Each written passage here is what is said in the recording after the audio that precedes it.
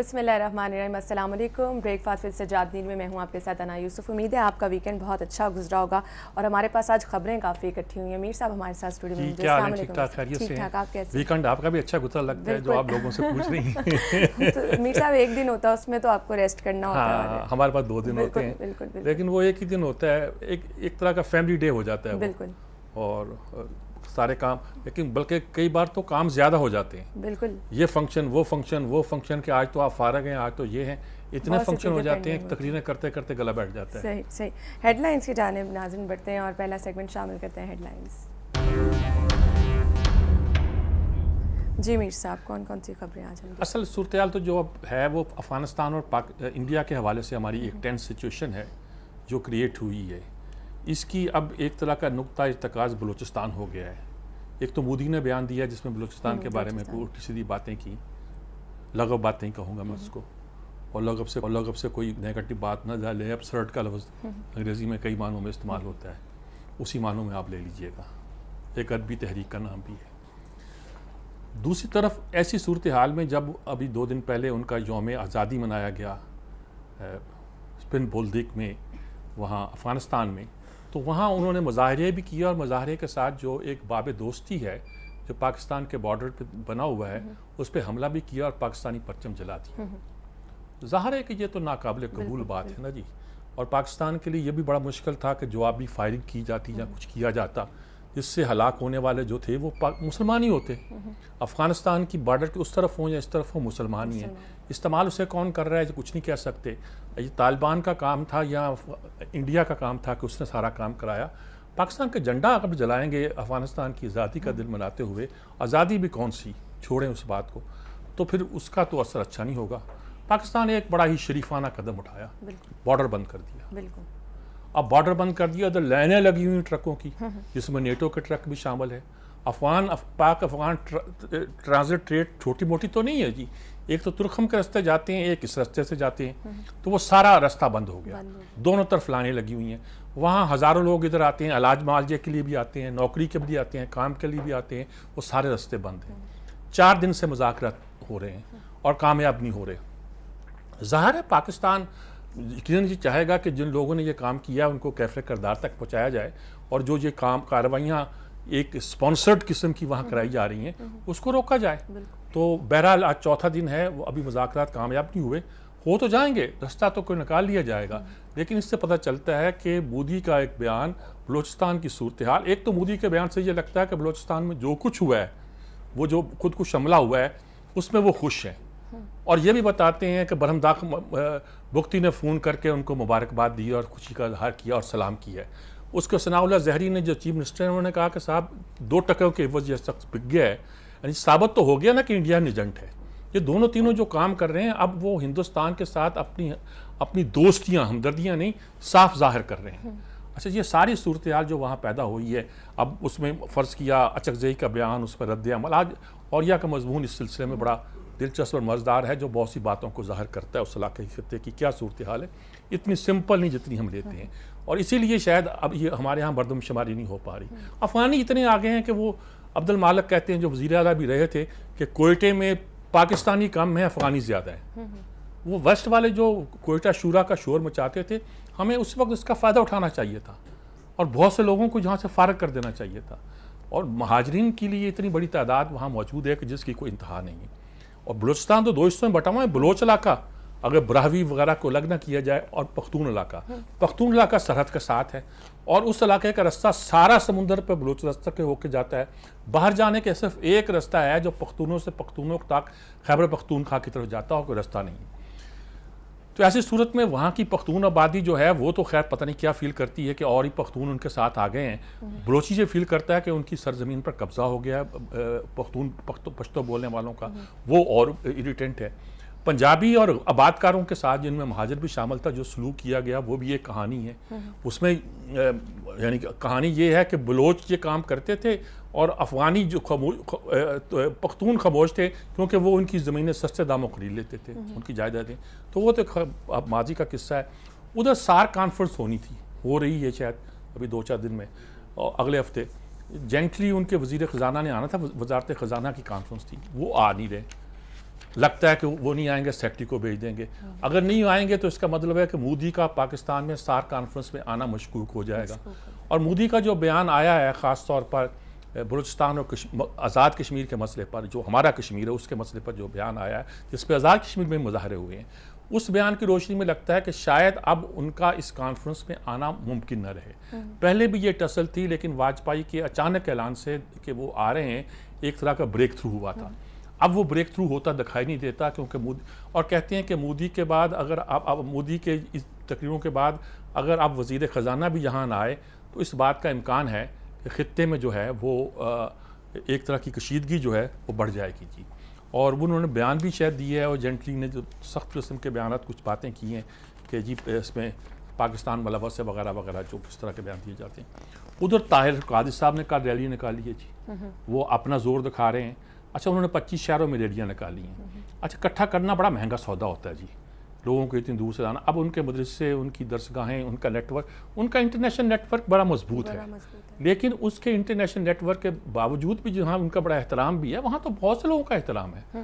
فرحان خان ایک جو وائرس متھائس کا فالوور ہے، وہ ملین مارچ اس نے شروع کیا تھا جی، 10 لاکھ لوگ اکٹھے کر دیے تھے. یعنی وائرس متھائس جو تھا وہ صرف بلالیان مسلم کہتے تھے. ان کے عقائد کچھ ایسے تھے کہ پاکستان میں اس کو، دنیا کے بہت سے ملکوں میں اس کو احمدی عقائد کے قریب سمجھا جاتا تھا. وائرس متھائس نے گویا یہ کہا کہ وہ کالا ہے اور نبی ہے ان کا، حضور پہ بھی یقین رکھتے تھے، اپنی نبوت کا بھی اعلان کرتے تھے. کچھ ان کے بیٹے وارث متھائس نے آ کے صحیح اسلام نافذ کر دیا. لیکن ان سے ہی باغی ہونے والے جو کہتے تھے نہیں وائرس متھائس ٹھیک تھا، وہ دوسرے لوگوں کے تحت وہ اکٹھے ہو گئے. تو وہ تو اکٹھے تو کوئی بھی ہو سکتے. طاہر القادری کا نیٹ ورک انٹرنیشنلی بڑا مضبوط ہے. انہوں نے پاکستان کے مختلف شہروں میں مظاہرے، ایک شہر میں اکٹھا کرنے پیسے لگتے ہیں، ابھی شاید سرمایہ فراہم نہیں ہے. اچھا وہ تحریک قصاص پر زور دیتے ہیں کہ ہم نے ماڈل ٹاؤن کے واقعہ کا قصاص لینا ہے. قصاص لینا ہے تو سیاست کیوں کر رہے ہو بھی؟ آپ سیاست کی تقریریں بھی کر رہے ہو، سیاسی مفاد بھی اٹھانا چاہتے ہو. سیاست میں ان کو معلوم ہے کبھی ان کی کوئی سیٹ نہیں ہے. انہوں نے 1-2 سیٹوں پہ الیکشن لڑنے کے بعد یہ اندازہ ہو گیا کہ ان کو کوئی ووٹ نہیں مل رہا. اور عجیب بات ہے کہ وہ جو جس مسلک سے ان کا تعلق ہے اس مسلک کے لوگ بھی ان کو ایکسیپٹ نہیں کرتے. وہ ایک الگ کلٹ ہے، کلٹ ہی میں کہوں گا جو دنیا میں ہے. وہ تقریر کا زور پر ایک بات ہے.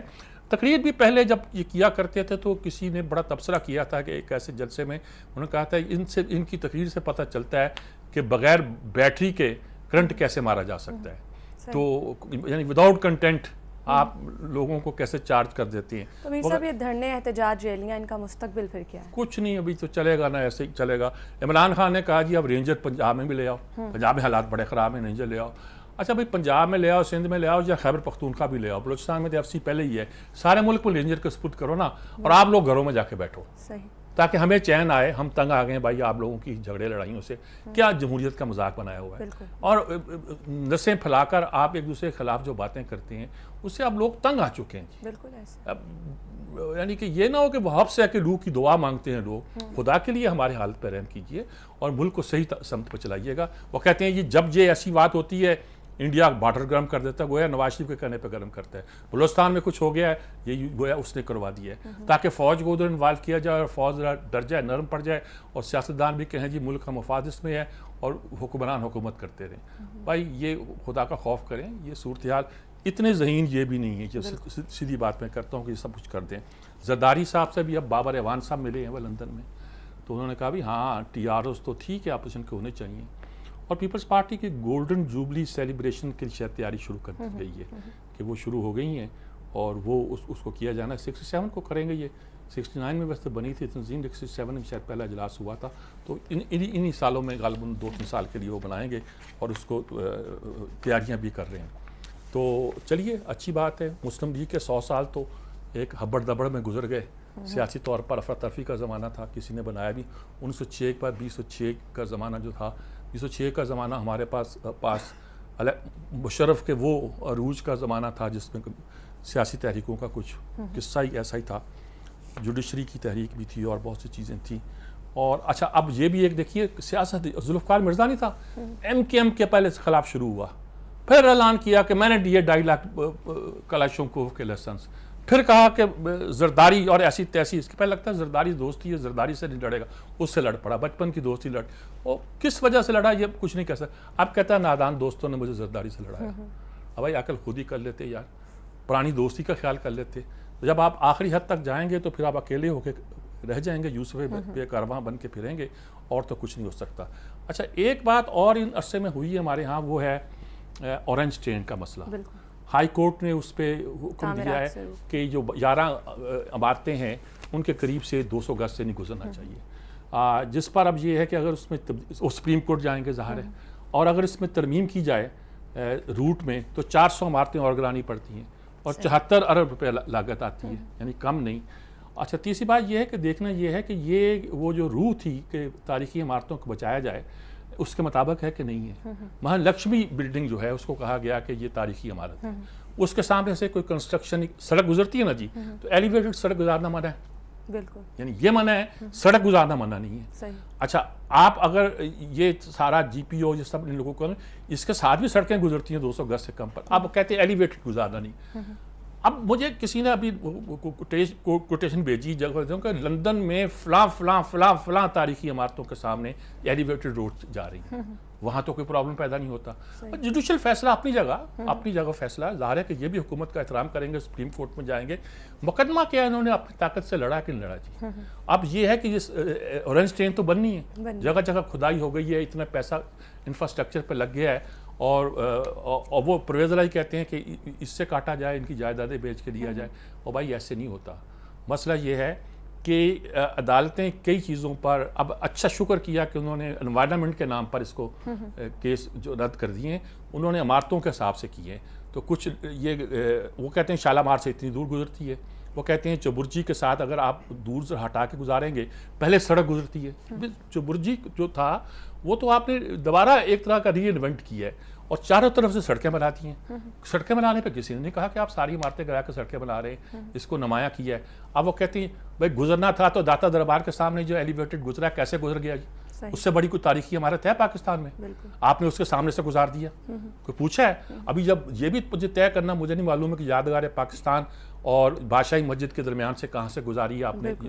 تو یہ جو خاص طور پر اس کے بارے میں یہ پورا ہے, اس پہ غور کرنا چاہیے اور بڑے لیول پر اس پہ سوچنا چاہیے, اور کام کا ڈیلے ہونا سیاسی طور پر کسی کے فائدہ مند نقصان دہ ہو تو ہو.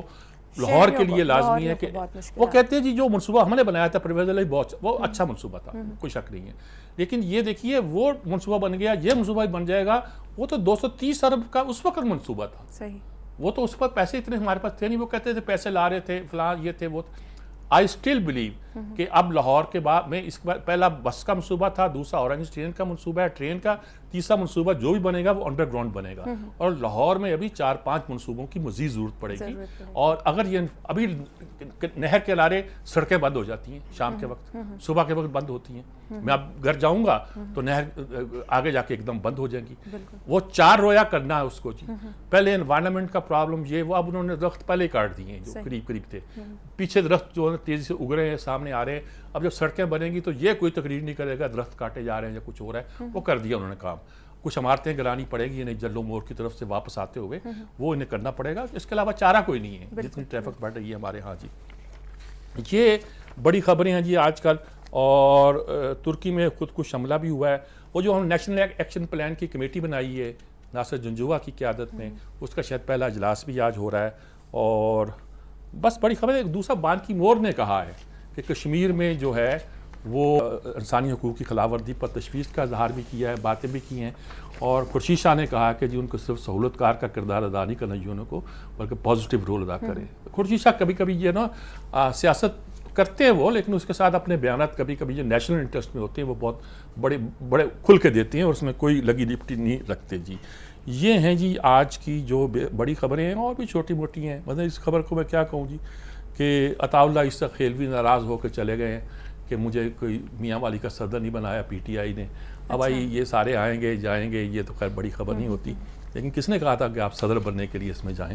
آپ سے گانے گلوانے ہیں, سیاست کا تھوڑا اور چیز کا نام ہوا کرتی ہے, خام خواہ کا آپ نے پھڈا ڈال رکھا ہے. میرا یہ خبریں تھی آج کی. ناظرین آج کی اہم خبریں ہم نے ڈسکس کی ہیں. ایک بریک لیں گے, جس کے بعد حاضر ہوں گے تو اگلا سیگمنٹ شامل کریں گے. ہمارے ساتھ رہیے.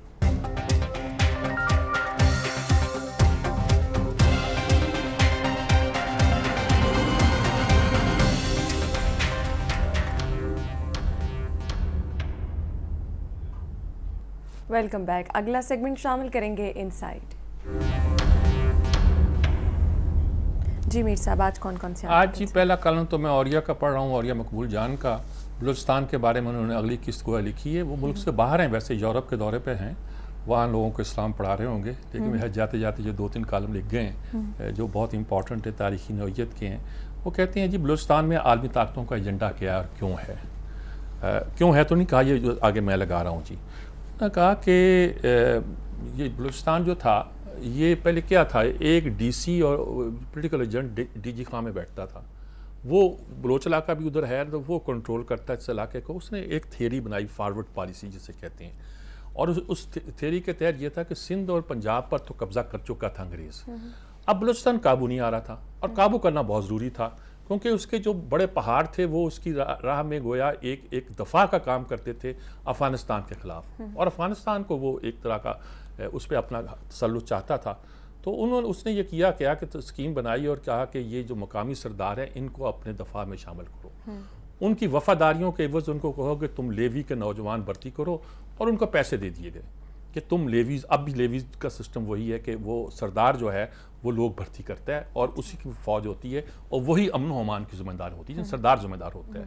تو یہ سسٹم اس وقت رائج ہوا، جو اس لیے بنایا گیا کہ انگریز جو تھا انہوں نے اسے لڑانے کی بھی کوشش کی لوگوں کو، لیکن یہ نہیں کہا کہ سردار کے مقابلے میں کوئی دوسرا سردار کھڑا کر دیا جائے، کہ اسی کے قبیلے کا کوئی بندہ کھڑا کر کے. انہوں نے کہا وہ سمجھدار تھا، اس کو پتہ تھا کہ بلوچ ٹریڈیشن اس کو قبول نہیں کرے گی. تو یہ ایک نظام تھا جو ہمیں ملا، ورثے میں ملا، اور اس پہ انہوں نے کیسے مثلا جو خانہ قلات تھا اسے خانہ نشینی الاؤنس ملتا تھا. خانہ نشینی کا مطلب سمجھنے کہ گھر بیٹھے رہو بھائی، پیسے لیتے رہو، خاموش رہو، ہمارے خلاف کچھ نہیں کہنا، کچھ کارروائی نہیں کرنا، اس خانہ نشینی کے یہ پیسے لے لو آپ. اور بہت کم ہوا کرتے، روپوں میں ہوا کرتے، ہزاروں میں نہیں، سینکڑوں میں صرف ہوا کرتے تھے. وہ الاؤنس ملا کرتا تھا. پاکستان بننے کے بعد بھی جاری رہا. اور پھر یہ ہوا کہ جب 1919 میں روس میں انقلاب آیا تو 1917 میں، تو 1920 میں انہوں نے آذربائیجان کے شہر باکو میں ایک کانفرنس کی، انٹرنیشنل کمیونسٹ کانفرنس ہوئی ہوگی. بلوچستان کے قوم پرست رہنما بھی وہاں گئے، اور طے ہوا کہ روس کے انقلاب کو اب دنیا بھر میں پھیلایا جائے گا. تو چنانچہ اس کے بعد ہی بلوچستان میں یہ جو انقلابی رجحانات ہیں، روسی رجحانات ہیں، کمیونسٹ رجحانات ہیں، اس کو فروغ دینے کے لیے ایک باضابطہ کوششیں جو ہیں وہ شروع ہوئی. پھر ہمارے ہاں چین آ گیا. چین اب ظاہر ہے کہ اگر اس کی یہ سی پیک کا منصوبہ خدا نہ خواستہ کہیں ناکام ہوتا ہے تو پاکستان کا جو نقصان ہونا ہے چین کی معیشت الٹی گھوم جائے گی. اور اس پر دنیا کی سب طاقتیں لگی ہوئی ہیں. امریکہ خاص طور پہ لگا ہوا ہے. روس ذرا خاموش سا ہے. روس کو شاید توقع بھی ہے کہ یہ جب اگر چین وہاں تک پہنچ گیا تو ہمیں بھی رسائی مل جائے گی اور ہمارے لیے بھی کئی سہولتیں پیدا ہوں گی. لیکن یہ لگے ہوئے ہیں. اور بھارت، ایران اور امریکہ کا گٹھ جوڑ کہتے ہیں کہ اس معاملے میں جہاں موجود ہے، ان کا کہنا ہے جی. اور انہوں نے کہا کہ یعنی کشمیر جو ہے اب اسکیم پیش کی جا رہی، کشمیر کو UNO کے کنٹرول میں 10 سال کے لیے دے دیا جائے. یعنی کہ آپ ایک نئی سازشوں گھر بنانا چاہتے ہیں، چین کے گرد ایک نیا اڈا وہاں بنانا چاہتے ہیں کشمیر وغیرہ میں. انہوں نے کہا کشمیر ڈٹے ہوئے ہیں اور وہ ڈٹے رہے تو بلوچستان اور گوادر کے حالات مزید خراب کرنے کی کوشش کی جائے گی. انہوں نے طرح اور لفظوں میں لکھا ہے، میں نے کوشش کی جائے گی لکھا ہے، پہ کر لیں، زور لگا لیں، انشاءاللہ فتح تو حق کی ہوگی اور یہ چیزیں بن کے رہیں گی. دوسرا آرٹیکل خورشید ندیم کا ہے. خورشید ندیم صاحب کا آج کل خوشی کے ہمارے برا حال ہے کہ رشید الغنوشی جو ہیں تیونس کے جو صدر ہیں اور جو وہاں کی نہضہ پارٹی کے سربراہ ہیں، وہاں کی نہضہ پارٹی گویا وہاں کی جماعت اسلامی ہے، انہوں نے یہ کہا کہ بھی اب دین اور سیاست کو الگ کر دو. ہماری جو دینی جماعت تھی وہ کام الگ کرے، دعوت کا کام الگ کرو، اور یہ سیاست کا کام ہم صرف سیاست کریں گے. اصل میں ٹیونس کے حالات ایسے ہیں کہ سب سے پہلے انقلاب تو وہیں آیا، وہیں ایک بندے کی پر فائرنگ ہوئی، وہ جو نے خودکشی کر لی، جو ایک ریڑھی والا تھا. اس کے بعد سارا انقلاب ٹیونس میں، مراکو میں، مصر میں پھیلتا گیا، اور مصر کے پھر التحریر اسکوائر پہ اس کا مورچہ بن گیا. اب ہوا یہ کہ اس پورے انقلاب کے نتیجے کے اس پورے خطے میں انقلاب آیا اور الیکشن ہوئے. ٹیونس میں النہضہ پارٹی جو اسلامی پارٹی تھی وہ جیت گئی. مراکو کی بھی وہ پارٹی جو کا نام ترکی کے پارٹی کے لیے تھا وہ جیت گیا. اب کہا گیا کہ ان دو ملکوں میں تو ترکی کا ماڈل آ گیا ہے، مطلب ماڈریٹ ماڈل آ گیا ہے. اور مصر میں جو ہے وہ اخوان نے حکومت سنبھال کے گویا انتہا پسند ماڈل لے آئے ہیں. ट्यूनिस मराकश ने तो खैर बिल्कुल ही उनका इस्लाम बड़ा मज़े का है। वो कहते हैं जी बिकनी पहन के बीच पे नहाओ, लड़कियों कुछ नहीं कहें, क्योंकि सियाहत के अलावा उनका पैसा कोई नहीं था। उनका सूद लो उन्हें कुछ नहीं कहते, शराब पियो उन्हें कहते नहीं कोई पाबंदी नहीं है, इस्लाम हमारा जिंदा रहेगा, सूअर भी बिकेगा कोई नहीं, मिल जाएगा तुम्हें बाज़ारों से। ट्यूनिस ने थोड़ा सा एहतियात की, लेकिन ट्यूनिस ने यह किया कि सेकुलर पार्टियों के साथ मिलकर हुकूमत बनाई, और फिर एक वक्त ये आया है कि उन्होंने हुकूमत उनके सुपुर्द भी कर दी, आइन में उनसे कंसेंसस किया। तो इस मॉडल को बहुत अप्रिशिएट किया जाता रहा। और मिस्र ने चूंकि सिर्फ अखवान की हुकूमत और मुस्लिम अकवानी नाफज करना चाहे, उनको 1 महीने फारग कर दिया गया। पहले तो कहा गया कि तुर्की मॉडल पॉपुलर होगा, अब वो ट्यूनिस के मॉडल को लेकर तुर्की में भी एक फड्डा शुरू हो गया है। अच्छा, उन मुल्कों के अपने कॉन्टेस्ट है। मसलन जब आप तुर्की में इस्लाम की बात करते हैं तो अरबकान से अलग होकर अर्दवान ने कहा था कि भाई ये सियासत को हम अलग करेंगे, इतना इस्लाम का नाम लेंगे, सेकुलर जो है उस, क्योंकि वहाँ इस्लाम का नाम लेना गुनाह था। तो उन्होंने सेकुलरिज्म के कॉन्टेस्ट में इस्लाम की मसलन अजान देने का वो पाबंदी सी वो ख़त्म की अरबी ज़बान में, वो शुरू हुई। हजाब पे थी, उसकी बीवी हजाब पे, और बहुत सी चीज़ें थी जो इम्प्लीमेंट हुई, जिसकी दाद नहीं मिली। तो अपने अपने कॉन्टेस्ट हैं। हिंदुस्तान में कुछ अपने कॉन्टेस्ट हैं, यूरोप में रहने वाले मुसलमानों का अपना कॉन्टेस्ट है। अब ट्यूनिस वालों का ये था कि उन्होंने कहा कि इसको ज़रा कुछ बदल के देखो, हम सियासत को अलग ही कर देते हैं। तो ये हमारा नौजवान जो है खुर्शीद नदीम, ये इसको कहता है कि पोस्ट इस्लामिज़म है। अच्छा, एक इस्लाम को इस्लामिज़म बनाया गया जिसको सियासी इस्लाम कहा जाता है, जिसके हमारे यहाँ तहरीक इस्लाम, जिसका मतलब ये होता है कि आप इस दीन के नाम पर सियासत करके इक़्तिदार में आए। उन्होंने कहा ये गलत, ये इनकी थियरी है, जावेद गामदी वगैरह की इनकी थियरी है, इन उस्ताद मोहतरम ही लिखा है उन्हें। उनकी थियरी ये है कि इस्लाम में कोई सियासत की गुंजाइश नहीं है, बल्कि खलीफा का लफ्ज़ कोई दीनी लफ्ज़ ही नहीं है। और ये जो हुकूमतें कायम हुई थी, खिलाफतें कायम हुई थी, वो उन लोगों का फैसला था, कोई इस पे हमें कोई इसको दीन की नहीं, मसलहत का तकाजा था, बस इससे ज़्यादा नहीं समझना चाहिए। अब इसका रिजल्ट ये है कि ये बगले बचा रहे हैं कि देखिए, और इसका नाम उन्होंने पोस्ट इस्लामिज़म रख दिया है। यानी पहले तो इस्लाम को इस्लामिज़म बनाया, फिर उसको पोस्ट इस्लामिज़म बनाया कि ये इस्लामिज़म यानी सियासी इस्लाम के बाद अगला दौर है जब वो समझते हैं कि दावत का काम, दीन का काम, तबलीग का काम, जैसे गामदी कहते हैं बकौल इनके, वो अलग करना चाहिए और सियासत को अलग रखना चाहिए। अच्छा, ये कहते मैंने आर्टिकल लिखा था 20 साल पहले, जो मेरी किताब इस्लाम और पाकिस्तान में है, उस पर नईम सिद्दीकी साहब ने बड़ी कहा था कि बर्बादी का रास्ता है। नईम सिद्दीकी साहब भी ठीक कहते हैं, ये हमारा नौजवान भी ठीक कहता है। ये कहता है ये कंपैशनेट कैपिटलिज्म, गनोशी ये कह रहा है। कंपैशनेट कैपिटलिज्म का तर्जमा उन्होंने पुरजोश सरमायादारी किया है, ये तर्जमा तो ठीक नहीं बनता। तो बहरहाल ये एक पूरी लड़ाई है, और उन्होंने कहा कि जिसको आप सेकुलरिज्म कहते हैं आज के ज़माने में, दीन और सियासत की जुदाई, लेकिन ये है कि ये सोचना कि हमने अब ये देखिए, ये रुझान पाकिस्तान में भी चला था। सन 93 वगैरह में काजी हुसैन साहब ने इस्लामिक फ्रंट नाम से एक बनाया और कहा गया कि हम सियासत अलग करेंगे, जमात इस्लामी अपना काम अलग। नाकाम हो गया तजर्बा, प्रीमेच्योर था। पाकिस्तान में अब भी सिराजुल हक और सारे लोग जमात इस्लामी के नाम पर बहुत सा काम तो कर रहे हैं, लेकिन जमात को वो पोलिटिकल लाइनों पर इस्तेमाल करना चाहते हैं। अच्छा, ये जो तजाद पैदा हुआ है एक प्रेशर की वजह से, उसका अपनी जगह पर हैसियत है। लेकिन इस थियरी में कि आप इस्लाम के उसने दुनिया को बदल कर रख दिया है, उसने अपना रोल अदा कर दिया है। अब हुकूमतें, अब मुल्क में कोई हुकूमत कायम नहीं। देख क्या है, पीपल्स पार्टी हो, मुस्लिम लीग, 2 पार्टियां ज़्यादा वोट ली ना। यहाँ पंजाब में तो पीपल्स पार्टी पिट गई। दोनों राइट ऑफ द सेंटर है, यानी कि तहरीक इंसाफ भी और मुस्लिम लीग भी राइट ऑफ द सेंटर है। और पीपल्स पार्टी भी कौन सी एक्सट्रीमिस्ट है, वो भी लेफ्ट ऑफ द सेंटर है।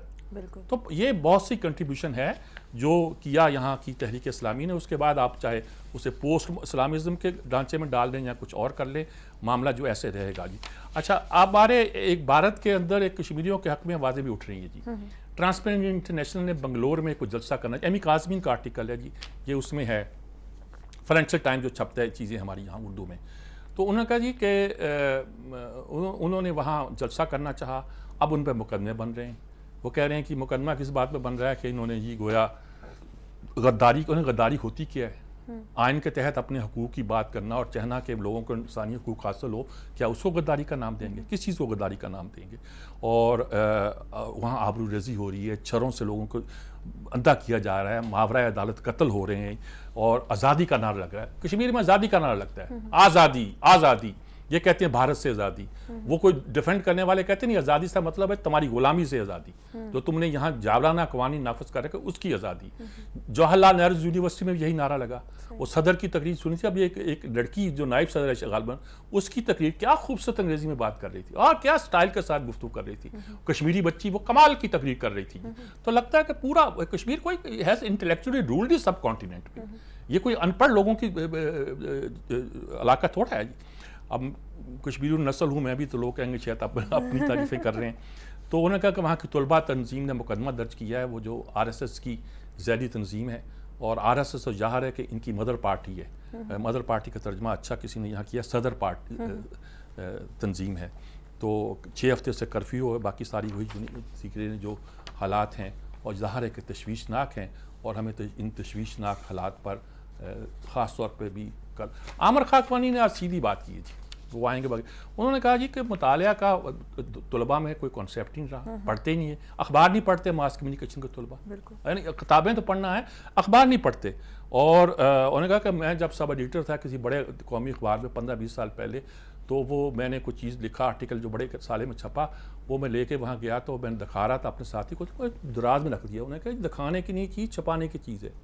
جو نیوز ایڈیٹر تھا وہ کہتا تھا کتاب پڑھنے میں اپنا وقت ضائع نہیں کرو, اور جو فالتو سرگرمیاں ہیں, ایکسٹرا کوریکولر سرگرمیاں, غیر اسلامی سرگرمیاں, یہ نہیں کرنی چاہیے. سب ایڈیٹر کو بالکل ان چیزوں سے دور رہنا چاہیے.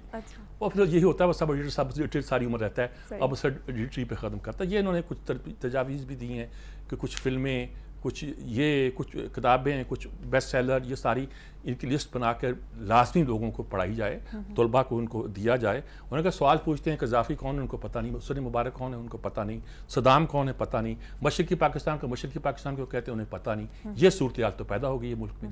ظاہر ہے کہ ساری تشویشات, اور یہ ساری باتیں غلط نہیں. میں نے کچھ دیر پڑھایا ہے 4-5 یونیورسٹیوں میں, یہاں لاہور میں بھی, اور اتنی مجھے ہوئی ہے. پھر اپنے بھائی کی مثال دی نے کہ وہ اخبار بند کر دیا گھر کا. انہوں نے کہنے بڑے بڑے ہوٹلوں میں جا کے بوفے کھاتے ہیں مہنگے مانگا, اور بڑے فخر سے آ کے ہمیں بتاتے ہیں کہ ہم کھا کے آئے, ہم 350 روپے اخبار کے بچا رہے ہیں آج کل. اچھا, دو آرٹیکل اور ہیں سرسی سا, ان کا تذکرہ کرنا ہے جی. ایک تو ہے like a cow in China's بل, لیتھا جشنو کا آرٹیکل ہے جی, جس میں انہوں نے کہا جی جو انڈیا اور کہ جب مودی گئے تھے بڑا استقبال ہوا تھا, وہ ادھر سے بھی ان کے صدر آئے, استقبال ہوا, لیکن پھر یہ ہوا کہ کچھ ہم نے ویزا دے دیا ان کے ایک دہشت گرد جن کو سمجھتے تھے, ساؤتھ چائنا سی کے بارے میں پیغام دے دیا, سنگاپور میں تقریر کر دی, سپلائر گروپ میں پھر انہوں نے ہماری مخالفت کر دی, اور ان کو اندازہ نہیں ہندوستان میں جب باتیں کرتے ہیں کہ اس کی معیشت ہم سے 4 گنا ہے. تو چین کے ساتھ ہمیں ان باتوں کو دیکھنا چاہیے. ابھی جو یہ ان کی جماعت ہے, کیا نام ہے ان کا, مودی کی, وہ 1962 کی شکست کے ہی سانچے میں ڈلی ہوئی ہے, اور اس سے آگے نکلنے کی سوچ نہیں رہی ہے. ایک آرٹیکل ہے جی, یہ بھی رابرٹ رائٹ کا ہے, کہ Humayun Khan isn't the only Muslim American hero. انہوں نے کہا بھی ہمایوں خان کا نام تو اب آ گیا, اب ان تفصیل گنائی ہوئی ہے کہ مسلمان کہاں کہاں لڑے ہیں, ویتنام میں لڑے ہیں, افغانستان میں لڑے ہیں, امریکن مسلمس عراق میں لڑے ہیں, فلاں جگہ لڑے ہیں, فلاں نے یہ کام کیا, ایک لمبی تفصیل ہے ان مسلمانوں کی جو امریکن لڑے ہیں. انہوں نے کہا آپ کا خیال ہے صرف ایک ہی بندہ ہیرو ہوا مسلمان؟ بہت سے مسلمانوں نے امریکہ کی خاطر, اپنے ملک کی خاطر, وہ اس کو اپنا ملک سمجھتے ہیں, جو قربانیاں دی ہیں وہ کم نہیں ہیں. ایک بچے کی تصویر آج کل بڑی وائرل ہو رہی ہے, بڑی چھپ رہی ہے, بڑی عام آ رہی ہے, جس میں وہ ایک ملبے سے نکالا گیا, اس کے بال بکھرے ہوئے ہیں, خون اترا ہوا ہے. وہ تصویر کیا آئی ہے اس پہ میڈیا پہ, سوشل میڈیا پہ, کہ ایک ہلا کے رکھ دیا دنیا. ایک بچہ تھا نا جو ساحل پہ پڑا ہوا تھا اور مر چکا تھا, اس کی تصویر نے جو جوڑا تھا, اب اس تصویر نے اور کر دیا کہ تم نے بمباری کر رہے ہو اور یہ ہار کر رہے بچوں کو. اور بچے کے چہرے کے جو تاثرات پتہ نہیں ہیں کہ نہیں ہیں, بلر سے نظر آتے ہیں, وہ ایک عجیب و غریب کہانی سنا رہے ہیں. کیا ضمیر جاگے گا ان کا سب چیزیں دیکھنے کے بعد؟ اس کو سمبل تو بنا لیتے ہیں, استعارہ تو بنا لیتے ہیں, اور کچھ علاوہ کچھ کرتے ہیں کچھ نہیں آتی. ٹھیک, بس یہ وقفہ لیتے ہیں. ناظرین آج کے آرٹیکلز ہم نے ڈسکس کیے, بریک لیں گے, جس کے بعد دوبارہ حاضر ہوں گے. ہمارے ساتھ رہیے.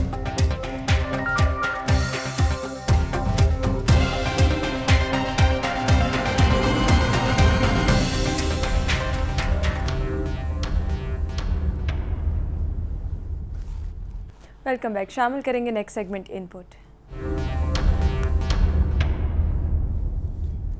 اور آج اسٹوڈیو میں ہمارے ساتھ موجود ہوں گے عامر خاکوانی صاحب, اور ٹیلی فون لائن پہ ہمارے ساتھ موجود ہوں گے جنرل ریٹائرڈ عبدالقیوم صاحب. جی جی السلام علیکم خاکوانی صاحب, کیسے ہیں؟ ٹھیک ہے. जनरल साहब से बात करते हैं, दोनों ये बेसिकली स्ट्रेटजी के मामलात हैं, फिर आपकी राय भी लेते हैं कि एक तो सार्क कॉन्फ्रेंस हो रही है, इंडिया का रवैया कुछ वही, इंडिया का रवैया भी ख़ास तौर पर उसके बारे में शायद वो सार्क कॉन्फ्रेंस में आएँ कि ना आएँ, उधर बलूचिस्तान के बारे में मोदी का बयान, और फिर बलूचिस्तान में हमारा झंडा जलाना, वो उनके यौम आज़ादी पर, चमन पर, बाब आज़ादी पर, फिर 4 दिन से बंदिश जिसमें नेटो की सप्लाई बंद है। इस सिचुएशन को कैसे एनालिसिस करते हैं? जनरल साहब, मैं आप ही से ये सवाल दरअसल पूछ रहा हूँ जी, क्या कहेंगे आप इस सारी सूरत हाल को जी? देखें मीर साहब, मैं ये समझता हूँ कि वैसे तो पाकिस्तान के बड़े इश्यूज हैं ना, गवर्नेंस के इश्यूज हैं और बहुत कुछ है, एनर्जी है और मिलिटेंसी, लेकिन प्रेजेंटली 2 प्रोमिनेंट चीजें हैं। एक इंटरनल है जो सी पैक का मसला है, और एक जिसके डांडे बाहर भी मिलते हैं, और एक एक्सटर्नल है जो कि कश्मीर का इशू है, जो सिचुएशन प्रॉप अप हुई है।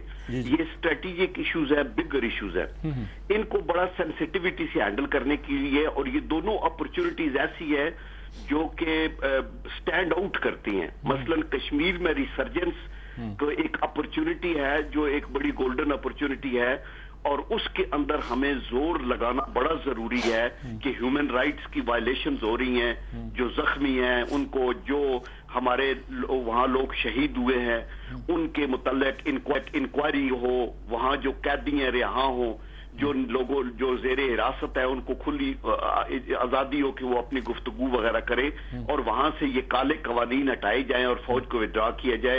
इस पे हमारा जोर रखना बड़ा जरूरी है। इंटरनल जो सी पैक है उससे कनेक्टेड चीजें हैं जो बलूचिस्तान में हो रहा है और जो अफगानिस्तान के को अनफॉर्चुनेटली इस्तेमाल किया जा रहा है, और जो मोदी के बयानात हैं, और फिर खुदा के करम से उसको जो सी पैक के नेगेटिव इम्पैक्ट्स जो करने वाली चीजें उनको न्यूट्रलाइज करने के लिए बलूचिस्तान की हुकूमत और बलूचिस्तान के अवाम का जो रिएक्शन है वो है, तो इन्हीं को हमें जोर दे के आगे चलाना है। बॉर्डर मैनेजमेंट के इश्यूज तो ऑब्वियसली सीरियस हैं। ये जो मगरबी सरहद है 2600 किलोमीटर, इसमें 262 क्रॉसिंग प्लेसेस हैं जिनमें नोटिफाइड को 15-16 हैं, और उनमें से भी रेगुलर 3-4 हैं, और ये एक सदियों का लंबा पुराना किस्सा है। तो इसको ग्रेजुअली तूरखम पे किया, अभी उधर चमन के ऊपर भी कुछ करना है, और मेन जगहों पे करें तो काफी हद तक कंट्रोल होगा। लेकिन ये भी अफगानिस्तान की हुकूमत के साथ डायलॉग करके, एंगेज करके हमें ये कोशिश करनी है कि हम सिचुएशन को एग्रावेट ना होने दें। इंडिया की ये कोशिश है कि हमारी सिचुएशन ईरान से, अफगानिस्तान से, अपने और जो हमारे जो लोग हैं इनके साथ हो। हमारी कोशिश ये होनी चाहिए कि हम चीन को, रूस को इन्वॉल्व करके, हम सऊदी अरेबिया, ईरान को इकट्ठा करें, हम अफगानिस्तान को अपने नेट से बाहर न जाने दें। इंडिया ने तो इवन ओमान के अंदर जो गल्फ ऑफ ओमान है वहां उनके साथ भी किया है। ये सारा घेरा तंग कर रहे हैं गवादर पोर्ट और सी पैक को नाकाम बनाने के लिए। आपने अगर ये पोर्ट कराची से हट के इतनी दूर उस तरफ बनानी है तो फिर इंडिया की प्रेजेंस अगर होगी चाबहार के अंदर और ओमान की जो के साहिलों के पास सलाला की पोर्ट के इर्द गिर्द, तो ये एक डबल पिंसर है मैरीटाइम की एनवायरनमेंट में। अगर आप सोचें तो हमारी उसके ऊपर, चूंकि हमने सिक्योरिटी भी प्रोवाइड करनी है, स्लॉक्स को भी खुला रखना है, स्लॉक्स and C lines of communication, तो ये बिगर रिस्पॉन्सिबिलिटी होगी, ये बिगर चैलेंजेस हैं। ठीक बात है जी। ये बड़ा जी सी पैक का मंसूबा हमारा इंटरनल भी है, फिर अफगानिस्तान में जो हुआ, मोदी का बयान, बलूचिस्तान इसी कॉन्टेस्ट में, फिर कश्मीर में जो हो रहा है, इंडिया तो हर जगह है हमारे लिए, अब अफगानिस्तान को भी इस्तेमाल किया जा रहा है, और इंटरनल जो इनसिक्योरिटी पैदा हो रही है वो भी सारी। क्या आप क्या एनालिसिस करते हैं सारी सूरत हाल का? देखिए, बिल्कुल ठीक कहा, दुरुस्त बात की जनरल साहब ने। ये बेसिकली तो स्ट्रेटेजिक इस वक्त वॉर ही है, और हमारा चूंकि हमारे पास सी पैक को कंप्लीट करने के लिए से जो उसके जो समरात हैं वो हमने लेने के लिए हमारे पास ये एक मेरा ख्याल है अगर लास्ट ऑप्शन ना भी कहें तो ये मुस्तकबिल के वाले से हमारी बिगेस्ट ऑप्शन है। हमारे पास सबसे बड़ी एक अपॉर्चुनिटी, एक तरह की बिगेस्ट अपॉर्चुनिटी है। तो हमें तो अपनी पूरी एनर्जी, पूरी सलाहियतें इस तरफ इस्तेमाल करनी चाहिए, और इंडिया का ये जो घेरा है, घेरे को तोड़ने के लिए मैं समझता हूँ हमें जो तमाम जो بیرونی محاذ پہ بھی اور اندرونی طور پہ بھی. مطلب اندرونی طور پہ ہمارے ہاں مجھے لگتا ہے کہ بہت زیادہ مسکنسیپشنسی پھیلائی جاتی ہے, خاص طور پہ ایران کے حوالے سے بھی اور افغانستان کے حوالے سے. یعنی ایک تاثر بھی ملتا ہے جس طرح پاکستان کی شاید کوئی فورن پالیسی ناکام ہو گئی ہے اور اس ریجن کے جو سارے ہی ملک ہیں یا زیادہ تر ملک جو ہے وہ پاکستان کے خلاف چلے گئے. میرا خیال ہے کہ اب ایران کے حوالے سے خاص طور پہ میں یہ سمجھتا ہوں اچھا ہو گیا یہ کچھ چیزیں کھل کے سامنے آئی ہیں. مطلب ایران اور انڈیا کے ساتھ جو آپس میں جو ان کے نیکسس ایک بن گیا, ان کے ظاہر آپس میں مفادات ہیں, اور یہ اتنی بری بات بھی نہیں ہے. ممالک کے اپنے مفادات ہوتے ہیں, ہر ملک کے اپنے انٹرسٹ ہوتے ہیں, اس کے مطابق وہ اپنے معاملات دیکھتا ہے. لیکن ہمارے ہاں لوگوں کو آنکھیں کھلی رکھنی چاہیے, انہیں دیکھنا چاہیے کہ سب سے پہلے ان کو پاکستان کے انٹرسٹ رکھنے چاہیے. تو افغانستان کا, انڈیا کا, ایران کا, ایون بنگلہ دیش کا بھی, ان کا آپس میں نیکسس پاکستان کے خلاف تھا ہی, چل ہی رہا تھا. اب یہ ہوا کہ کچھ چیزیں زیادہ ایکسپوز ہو گئی ہیں. مطلب کل بوشن والے معاملے کے بعد میں تو اسے سمجھتا ہوں, اس لیے میں تو ایک طرح کا اسے مبارک سمجھتا ہوں یہ بات, کہ اس سے یہ چیزیں ایکسپوز ہو گئی, زیادہ کھل کے, زیادہ واضح طور پہ ان لوگوں کے سامنے بھی آ گئی جو اس کو نہیں دیکھنا چاہ رہے تھے. تو میرا خیال ہے چیزیں چلتی ایسی چلتی ہیں. ہمیں یہ ایران کا ایک طریقہ ہے کہ ایران کا طریقہ یہ ہے کہ جو اوپن سٹانس ہوتا ہے اس سے ہٹ کے ایک انڈر کرنٹ بھی اس کے یہاں چلتی ہے. اس سے امریکہ کے ساتھ تعلقات کے معاملے چلیے, یعنی لگتا تھا امریکہ کی دشمنی ہے اندر سے بڑھ, تو پاکستان سے اس کے اندر تعلقات زیادہ بہتر نہیں ہو رہے کہ جب ہم کہتے ہیں یہ شکایت ہے وہ شکایت ہے تو وہ بھی حل کر رہے ہیں. ہم بظاہر تو کوئی مجھے تو زیادہ بڑا نہیں لگ رہا کوئی بہتری کا. دیکھیں میرے ساتھ سیدھی سی بات ہے, آپ کے اپنے انٹرسٹ ہے. پاکستان کے اکنامک انٹرسٹ گوادر کے حوالے سے ہیں, سی پیک کے حوالے سے ہیں, ایران کے اپنے اکنامک انٹرسٹ ہے. جب آپ انٹرسٹ آپس میں کہیں پہ اگر ٹکرا رہے ہوتے ہیں تو ظاہر کچھ مسائل ہوتے ہیں. لیکن میرا خیال ہے یہ مسائل حل کیے جا سکتے ہیں, اور اصل بات یہ ہے کہ جو اس کی انٹینسٹی بہت بڑھانی نہیں چاہیے, کشیدگی بہت بڑھانی نہیں چاہیے. لیکن ہمیں اپنے اندر بھی, پاکستان کے اندر بھی لوگوں کو مطمئن کرنا چاہیے, لوگوں کو سمجھانا چاہیے ایک اچھی طریقے سے. ایک جو نیشنل نیریٹو ہے نا جو ہمارا, وہ ہمارا ایک ہونا چاہیے. اس میں بڑا کردار ہمارے میڈیا کا بھی ہو سکتا ہے, ہمارے دانشوروں کا, لکھنے والوں کا, جو بعض اوقات ایک نیشنل نیریٹو کو نہیں بڑھنے دیتے. ہمارے یہاں آپ جانتے ہیں مختلف لابیز ہیں. مطلب ایک واضح لابی موجود ہے جسے میں سمجھتا ہوں پرو انڈین لابی ہے. وہ بہت سے معاملات میں لگتا ہے کہ پاکستان کی نیشنل انٹرسٹ یا نیشنل نیریٹو کے اگینسٹ جا رہے ہوتے ہیں, اور وہ بعض اوقات شکوک پیدا کرتے ہیں, تشکیک پیدا کرتے ہیں. اس میں ہمارے بعض اوقات ہمارے بعض اوقات بعض نیشنلسٹ لیڈر بھی دانستہ یا نادانستہ طور پہ وہ رول ادا کر دیتے ہیں, کچھ اور لوگ بھی ادا کرتے ہیں. تو ایک نیشنل نیریٹو ہونا چاہیے ملک کے اندر, باہر بھی آپ کو ایک اپنا نیریٹو ہونا چاہیے بالکل. اور انہوں نے دیکھا کہ کوشش کرنی چاہیے سعودی عرب اور ایران کے درمیان کشیدگی کم ہو, پاکستان ایران کے درمیان معاملات زیادہ بہتر ہو جائیں گے. اسی چیزیں آوازیں تو انڈیا کے اندر بھی اٹھ رہی ہیں کشمیر کے مسئلے پر. کشمیر کا ایشو جو ہے نا وہ ایک ہیومنٹیرین حوالے سے اتنا مضبوط کیس ہے کہ بھارت کے اندر بھی جس بندے, جو بھی کوئی شخص صاحب ضمیر ہے, جس کا دل ہے, جس کا ضمیر ہے, جس کے جذبات ہیں, فیلنگز ہیں, ہیومن فیلنگز ہیں, میں یہ کہوں گا, وہ کشمیریوں کو نظر انداز نہیں کر سکتا. اور وہ کہتے ہیں کہ وہ کہتے ہیں کہ جی وہ اب کشمیری اب جو ہے ویلی کم از کم جو ہے وہ ہندوستان کے ساتھ رہنا نہیں چاہتی. میرا خیال ہے پہلے بھی نہیں رہنا چاہتی تھی, لیکن اب انڈین کو خود انٹلیکچوئلز کو بہت احساس ہے. جی جنرل صاحب, آپ کیا اس صورتحال پہ کہیں گے, خاص طور پہ ایران کے تعلقات یہ جو ہے کیسے ڈیل کریں ہم اس کو؟ دیکھیں میر صاحب, ابھی جو گلوبل اور اسپیشلی جو ریجنل سچویشن چینج ہو رہی ہے, آپ یہ دیکھیں کہ ایک تو چائنا کا ایک second strongest world economic power بن کے ابھرنا, رشیا کی ریسرجنس اور ڈیفائنس کا جو عمل ہے, انڈیا کا الائنمنٹ امریکہ کے ساتھ ہو جانا, پھر یہ سی پیک سے جو ایڈوانٹیج چین کو ملے گا, اس کی وجہ سے یہ ڈائنامکس چینج ہوتے جا رہے ہیں. اور اس کے اندر ہمیں اسٹرانگ ایک ایکسٹیریئر منور اور ڈپلومیٹک اوفینسو کی ضرورت ہے, جس پہ ہمیں سر جوڑ کے بیٹھنا. اور اتفاقاً یہ 2 دن پہلے میں نے پرائم منسٹر صاحب سے بھی, جب ہم گئے کراچی میں, تو وہاں میں نے یہ بات ڈسکس کی کہ یہ حالات ہے جس سے انڈیا فائدہ اٹھانے کی کوشش کرے گا. تو ہمیں یہ ضروری ہے کہ دیکھیں ایران کے اپنے مفادات ضرور ہیں, ہمیں اس کو تو آئیڈینٹیفائی کرنا ہے, لیکن ہماری ایفرٹ ہونی چاہیے کہ چاہ بہار بجائے رائیول پورٹ بنے, یہ ایک سسٹر پورٹ بن جائے گوادر کی اور لنک ہو. اور ایون چاہ بہار والے بھی پاکستان کے چائنا پاکستان اکنامک کوریڈور کا فائدہ اٹھا کے اور وہ بھی اس کے فائدہ اٹھائیں. یعنی اس طرح کے بڑے بڑے ہمیں سٹیپس کرنے ہوں گے اور ان کے جو ڈفرنسز ہیں ان کو دور کرنا ہوگا. مڈل ایسٹ کے اندر جو آگ لگی ہوئی ہے اس کے اندر بھی ہم اپنے گھر میں صرف بیٹھ کے ریت کے اندر سر دبا کے بیٹھ نہیں سکتے, کیونکہ وہ کسی نے بڑا اچھا کہا کہ you may not be interested in strategy but the strategy is interested in you. جو لوگ ریجن کے ہیں اور وہ جو لوگ سمجھتے ہیں اپنے مفادات کے, پاکستان ایک بہت بڑا ایریٹنٹ ہے انڈیا کے لیے, اور انڈیا بے شک بڑا ملک ہو وہ خوف کھاتا ہے پاکستان سے. ایک نیوکلیئر پاکستان, ایک ریزیلینٹ نیشن, ایک سینٹرلی لوکیٹڈ ایک کنٹری ہے. تو اس لیے ہمیں اس پوٹینشیل پہ, اور اس کے لیے جو لاسٹ میں کہنا چاہوں گا وہ یہ کہوں گا کہ ہمیں انٹرنل یونٹی, ہمارے جو سیاسی قائدین ہیں ایک دوسرے کو گرانے کی باتیں تو کرتے رہے پارلیمنٹ کے فلور کے اوپر اور آئین اور قانون کی حدود میں, لیکن یہ بھی دیکھیں کہ یہ وقت کیا ہے اور اس سچویشن کے اندر ہمارے بڑے چیلنجز جو قومی سلامتی کو ہیں وہ کیا ہے. مطلب ہے پارٹیز کی تو اپنے انٹرسٹ ہیں, اس کے اوپر ہم سب کو رائٹ دیتے ہیں, اور اسی طرح یہ جو میڈیا کا رول ہے جس پہ اوپر ایک ایک بندہ بیٹھ جاتا ہے اور وہ پرائم منسٹر کو غدار کہتا ہے اور دوسروں کو کہتا ہے, بخدا یہ چیزیں بھی ان دی لانگ رن آپ کے ملک کے مفاد کے اندر بالکل نہیں ہے. تو اس لیے ہمیں پوری قوم کو بحیثیت قوم یہ سوچنا ہوگا کہ ملک کو آگے لے کے جانا ہے اس مشکل ترین حالات میں.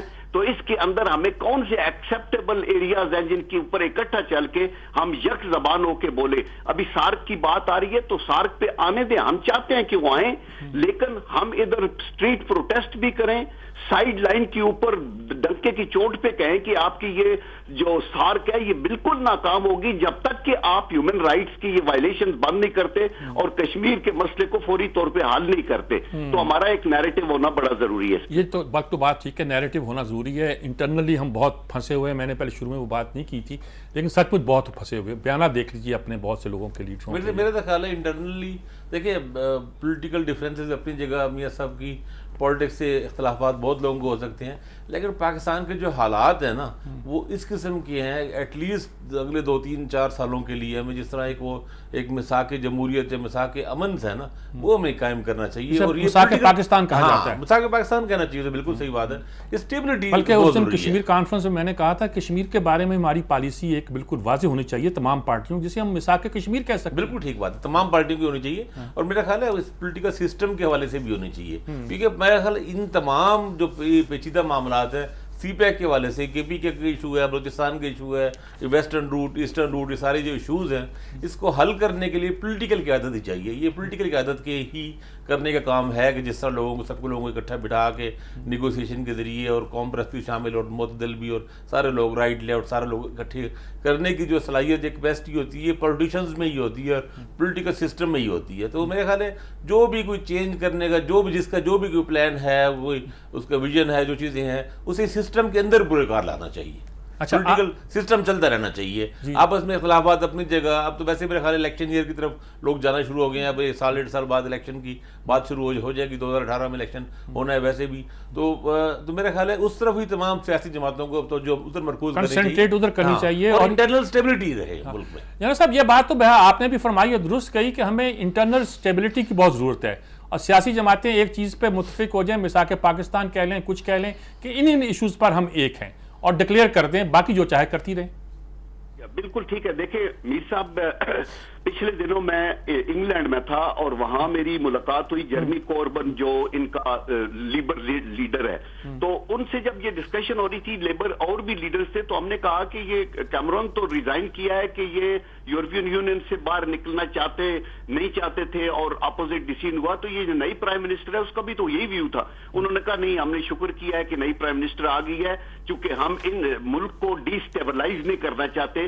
پہلے ٹوٹل ہم ہو گئے تھے, یہ ہمارے لیے زیادہ ضروری ہے. تو قومیں جو ترقی کرتی ہیں نا ان کے بڑے مقاصد اور مفادات ہوتے ہیں. میر صاحب یہ ملک ہے تو ہماری سیاست ہے اور ہمارے پروفیشن ہے, اور اس ملک کے اوپر آنچ آئے گی تو پھر ہمیں اس سے بہت بڑا نقصان ہوگا. تو میرے خیال میں نیشنل یونٹی ایک فنڈامنٹل ہمارا ایک وائٹل نیشنل انٹرسٹ ہے جس پہ ہمیں چلنا چاہیے اور ہمیں ابھی دیکھنا چاہیے. اوور نائٹ آپ کیا کرنا چاہتے ہیں؟ 3 سال اس حکومت کو ہو گئے ہیں, الیکشن ایئر آگے آ رہا ہے, ایفرٹ کریں, کارکردگی آپ کے پاس صوبے ہیں ان کے اندر کارکردگی دکھائیں, دونوں سندھ والے بھی اور خیبر پختونخوا میں بھی باقی بھی لوگ, اور اپنے آپ کو तैयार करे आगे और गवर्नमेंट को गाइड करे, क्रिटिसाइज भी करे, अदालतों में भी ले जाए, पार्लियामेंट में भी प्रेशराइज करें, लेकिन जहां कौमी मफादात हैं वहां कंप्रोमाइज ना किए। थैंक यू वेरी मच जी। कोई लास्ट कमेंट्स आप करना चाहते हो तो फौरी कुछ है? मेरा ख्याल है जी बिल्कुल उन्होंने ठीक कहा, हमें मामलात अपने जो लड़ाइयाँ अपने सारे उसको अभी एक लिमिट क्रॉस नहीं करनी चाहिए, एक कम से रेड कम लाइन हो। कुछ चीजें तो ऐसी हैं जो बैक बर्नर पे रखी जा जी सकती जी, हैं। एक रेड लाइन हो जी, वो पाकिस्तान की सेफ्टी और सिक्योरिटी होनी चाहिए। ठीक, बिल्कुल शुक्रिया आपका जी, बहुत तफसील के साथ जनरल साहब आपने भी और आपने भी आमिर साहब हमारी रहनुमाई की, बहुत शुक्रिया आपका जी। भाई बहुत बहुत शुक्रिया। नाज़रीन, प्रोग्राम का वक्त ख़त्म हुआ चाहता है, कल सेम टाइम पर आपसे फिर मुलाकात होगी। इजाज़त दीजिए, अल्लाह हाफ़िज़।